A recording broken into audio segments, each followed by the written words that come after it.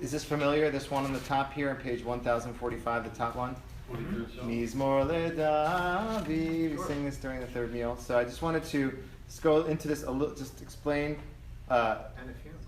Right, and yeah, very, very to the point. So we have here this psalm. People don't pay attention to this, but this psalm really has two types of imagery in it. Usually you just read it, you're like, God's going to take care of me as I walk through the valley of shadow of death. We read this at funerals too. But there's really two forms of imagery in here, if you pay attention. The first one is God as shepherd. And the second one is God as host, or as Baal Abai, is God inviting somebody into his house and hosting them. So let's just read it together. It says, a psalm of David, the Lord is my shepherd. This is the shepherd imagery. I shall not want. He makes me lie down in green pastures. So God is... someone said, by heart. Yeah. So I just want to explain it. So we always say it by heart. I want to explain like each verse really quickly. So it says, in green pastures. Green pastures. It says, God takes me as God's my shepherd, and He brings me to the best pastures.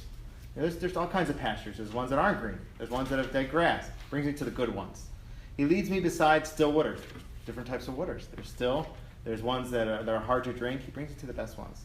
He refreshes my soul. So in Hebrew it says, Nafshia Shovev, really means God returns my soul. If I go off the path, like when the shepherd's cattle goes off the path, brings me back. He guides me back into paths of righteousness for His name's sake. It's just like the flock goes off the path, He brings them back. Now, sometimes the flock will go into places that are dark. They're scary. God guides us there too as the shepherd. Though I walk through the valley of shadow of death, those are in Hebrew it's Tzalmava, which could be understood as something dark. I will fear no evil, for you are with me. Even in those dark places, God's with us. And this, your rod and your staff. So a shepherd has a rod and a staff. It's Mishantecha is like one that keeps him steady. And so you know that God's always steady. And the other one's the staff that pushes away, protects the flock from all kinds of invaders, all kinds of bad animals. So that makes me feel safe. They comfort me. That's the first set of imagery. The second one is a whole different one. It's God inviting us into His house and hosting us. It's like a different one. And it's interesting because King David went from a transition from being a shepherd to inviting people into his palace.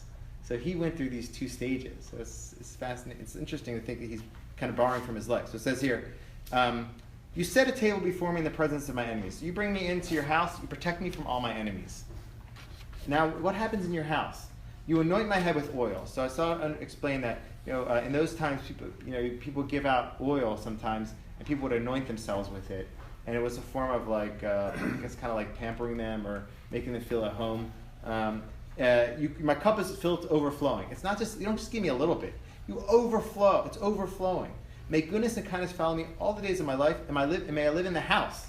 So that's the imagery of the house of the Lord forevermore. So you have here two forms of imagery, shepherd and a house. And I think it's going from it's intensifying as you go along. First one is God's guarding us as the flock. The next one is God. It's not God protecting us. God bringing us in and doing a lot of chesed for us, extra, anointing us with oil, giving us extra wine, making everything good. And I think these two forms of chesed are we can learn from them for our lives, to pattern our lives after that. Because King David went through those two stages. And it kind of, when you don't have money, you're like a shepherd, you still do goodness. When you have a lot of money, you're like a king, you have a big house, you still do kindness. And that's what kind of made King David the great person he was.